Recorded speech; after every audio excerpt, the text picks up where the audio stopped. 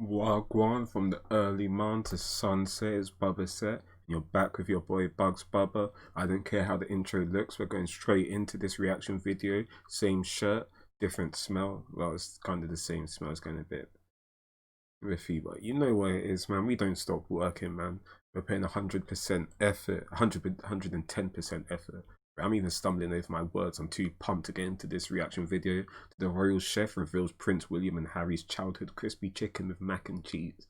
So just separate crispy chicken with mac and cheese, and like I'm messing with that. That sounds delicious. I think I had that for dinner yesterday. Shouts out my plug. I sent him the picture actually to kind of confirm like what's this coming from.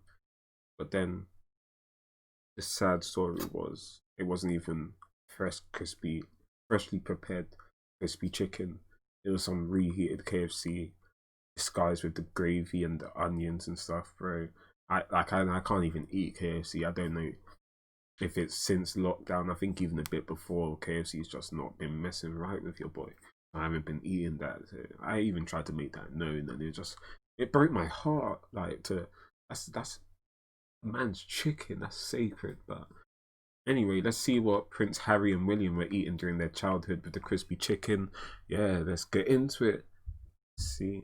I'm Darren McGrady, former chef to the Queen, Princess Diana, Prince William, and Prince Harry. And today I'm going to be making the roast chicken that I prepared for them at Kensington Palace.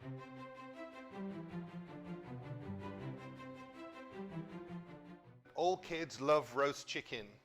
And I don't know whether it's the sort of tender meat in there or whether it's the crispy skin.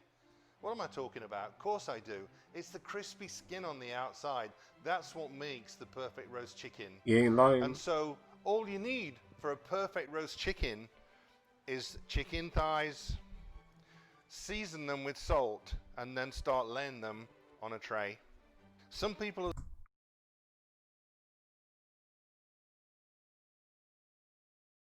Like, okay, season them with salt, and I'm gonna give it one more try, one more playback to just expand on the list. Is it just salt? That's just to like disinfect it, right? And add some vinegar and lemon and maybe burn it, singe it a bit on the stove. I don't know.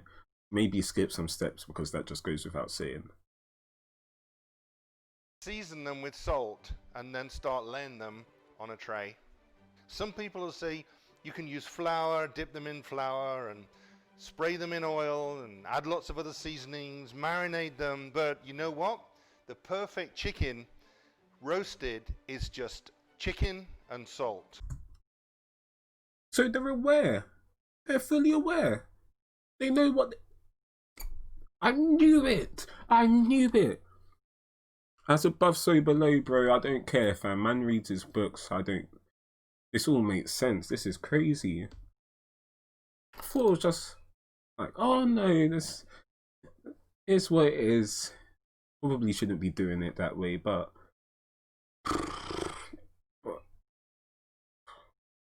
what damn.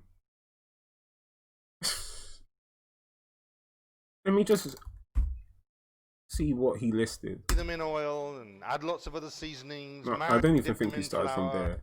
Because flour, that's like the minimum, like not even the minimum. You can use flour, dip them in flour and spray them in oil and add lots of other seasonings, marinate them, but you know what? The perfect chicken do all of the above. Roasted is just chicken and salt.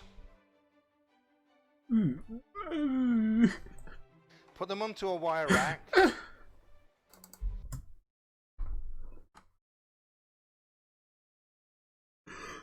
Bro, did the man even wash them? You're gonna just be tasting the actual stale blood from the shop. No, I'm sure it goes without saying he washed them and they're like properly cleaned them. I don't know.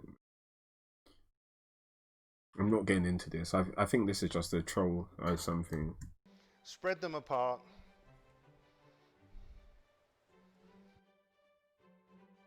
I'm not even into cooking like that, bro.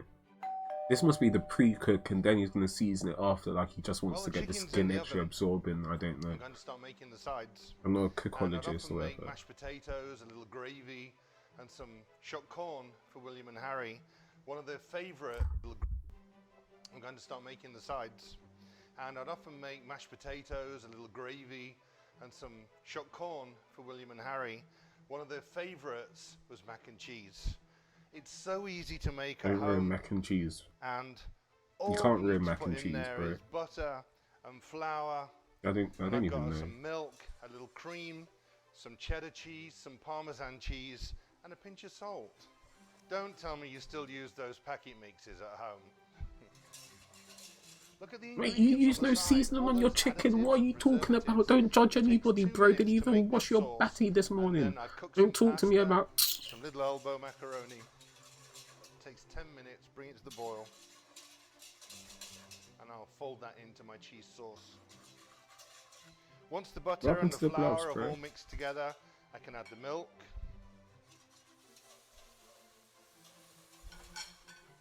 And the cream.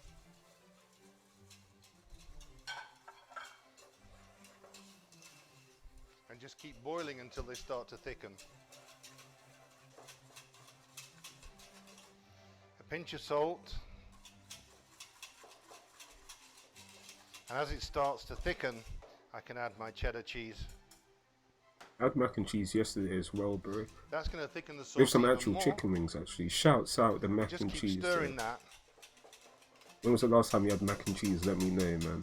And I You have it with transfer to a ketchup as spoon. well. Sometimes I get dirty looks from the chef when I put ketchup on it, but you And man then the need some like Parmesan. some extra lubricant pores, some sauce, you know. Trying to get like a little pastry I let the effect, sauce but cook not out for drown it about in the 10-15 ketchup, minutes, obviously. just to open those starch I can talk granules over and this give it guy. I that know more what I'm floury doing more than taste. he does, And fam. then I've got my elbow macaroni that I just cooked a little earlier that I can just put into the sauce. No cap. When I'll you said stir elbow that in, macaroni, I thought you meant like because his elbow and grease then was I've good. got some Like some mozzarella Matilda cheese. stuff, You know and then when she's you like her dig blood, sweat, into and that tears mac went and into the cheese cake. I and don't the know. string all comes up. Oh, that's the best part. So a little mozzarella cheese in there too. So Hey, let's so use man the puts cheese in okay, this the sauce. chicken's a bit different, I Once that's all suppose. But mixed in, then I'm he's going better feeling to up the pour cheese it with his into my fingers, dish. bro. I don't trust them anymore. It's like when you see Dons wearing masks and stuff for no reason. You're just like, fam, are you really protecting me Look that at much those from what you have? stringy mozzarella already. Mac and cheese, A man, little no cheese matter. on top. And then to the oven. Yum, yum. The kitchen smells amazing, and the chicken's been in there for about 45 minutes. How does the chicken smell amazing? Is it just the chicken sweat? Maybe it's just different sensory organs, or like sense of smells just different. Like it's about finding the common ground, I suppose. Is chicken. Everybody loves chicken. That's it. What's it smelling like? Let me know what you think that chicken's smelling like as well. It's almost an hour, and the mac and cheese has been in probably about 15-20 minutes. It should be done now. Already it's looking absolutely incredible. So be careful how you take it out, Mate, because of that rack. what did you do to it apart from put salt in it? That's amazing. Oh, the smell.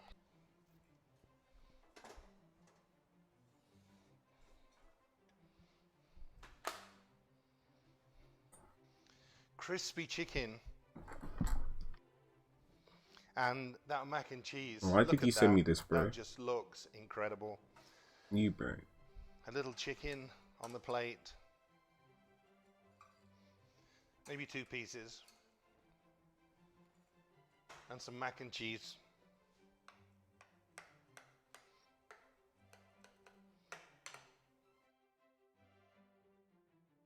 I like my mac and cheese a little bit more crispy and well set, G. That's looking like soup.